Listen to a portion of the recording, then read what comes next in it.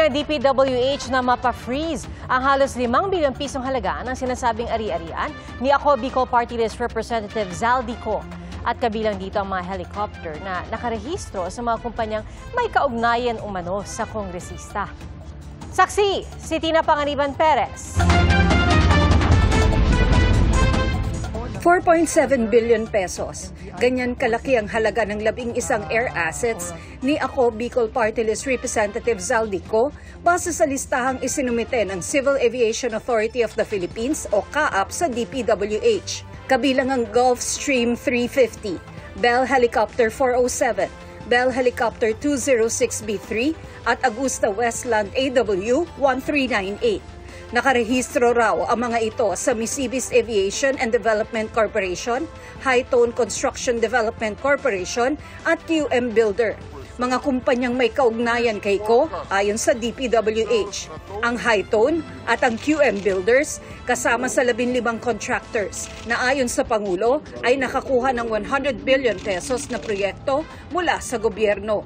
Hihingi ng DPWH sa Anti-Money Laundering Council na ipa-freeze ang mga pag-aaring ito ni Ko. Ito po ay isasubmit na rin natin sa AMLC, sa ICI at sa DOJ para tulungan natin ang investigasyon. Hindi pa rin malinaw sa ngayon kung nasaan nga ba si Ko.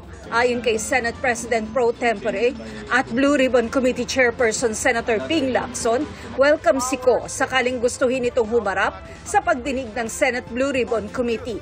Pero di raw nila ito pwedeng imbitahan o ipasabina dahil sa interparliamentary courtesy. He is still a congressman and mayroong tradition na voluntarily he can appear and testify or manifest. Pero to send an invitation or even a subpoena, hindi proper. Ang House Infrastructure Committee naman, sinuspinde na ang pag-iimbestiga sa mga flood control project matapos ang 2 pagdinig. I think the chairs of the 3 committees had basically agreed na tumatakbo na po yung pong ICI. I think it is best to make a decision that we have to suspend and cooperate na lang po with the ICI. Para ipakita ang pakikipagtulungan ng Kamara sa Independent Commission for Infrastructure, itinurn over ni House Speaker Faustino Boji III sa ICI ang mga nakalap na nitong dokumento at ebidensya. Gayon din ang transcripts ng mga pagdinig ng Infracom.